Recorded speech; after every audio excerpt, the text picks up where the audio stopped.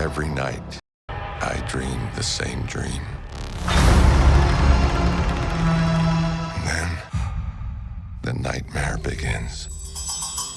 Last time we saw Doctor Strange in 21's blockbuster No Way Home, where he collaborated with Tom Holland's Spider-Man. Now here in 22, he's back with Marvel's first cinematic outing. First, a little recap. Benedict Cumberbatch was first introduced as Dr. Stephen Strange in 2016 with his origin story. An arrogant, egotistical neurosurgeon renowned for his skills and steady hands. After a car accident, his hands get severely injured, his nerves are shot, and he can't do operations anymore. After not getting any luck in Western medicine, he goes to Nepal in search for an alternative cure and learns there is more to life than just science. He gets involved in the art of magic and later becomes the Sorcerer Supreme. Since then, he has become one of the major players in the Marvel superhero roster. A lot has happened in the MCU in 6 years. It's in phase 4, and the universe has expanded into different factions. Disney now owns Fox Networks as well, and has acquired the rights of other Marvel characters. This has opened a window for Marvel to introduce new IPs, such as Mutants and Fantastic Four. Last outing of Marvel, Spider-Man No Way Home, had introduced the concept of multiple realities. Now here it dives into Multiverse. You opened the doorway between universes, and we don't know who or what will walk through it. Doctor Strange rescues a teenage girl from a cosmic tentacle monster. The girl is from the different universe and her name is America Chavez. She has the power to punch open portals to other universes. Strange wants to help her. He realizes he is in need of a sorceress, so he meets with Wanda Maximoff, aka Scarlet Witch. Wanda had her own TV show WandaVision last year on Disney Plus, where she used her power to create a hex dome on an entire town to satisfy her grief, her fantasy of an ideal happy family. She now wants to go to different universe where her creations are a reality, not just magic, and America Chavez has the power to do so. Doctor Strange in the Multiverse of Madness is directed by Sam Raimi. He is not new to the comic book movie adaptation scene.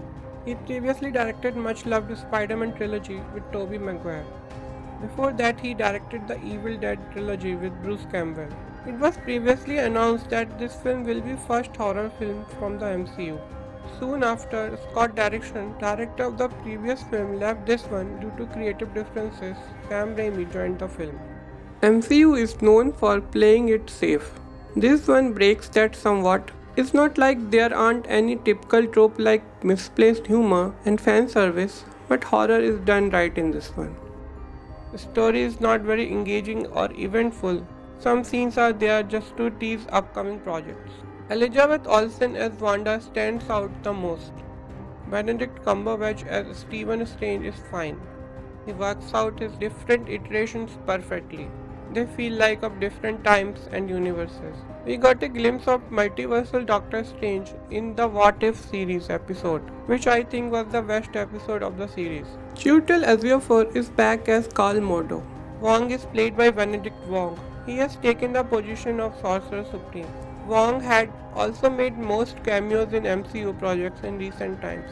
Rachel McAdams reprises her role as Christine Palmer, and America Chavez is played by Chiwetel Gomez. Would hope to see more of her dimension punching in future. Bruce Campbell has his obligatory cameo just like in every other Raimi film. Sam Raimi went to his Evil Dead roots to bring out the twisted demonesque characters and environment. The dark magic book Darkhold reminded me of Necronomicon. At the start, it looked like a generic Marvel movie, but when movie changes its gear to horror, it turned into a scary, kind of unforgettable spectacle. Raimi cleverly utilizes the mind-bending nature of the setting and uses it to film's advantage. He has the full control over the aesthetics.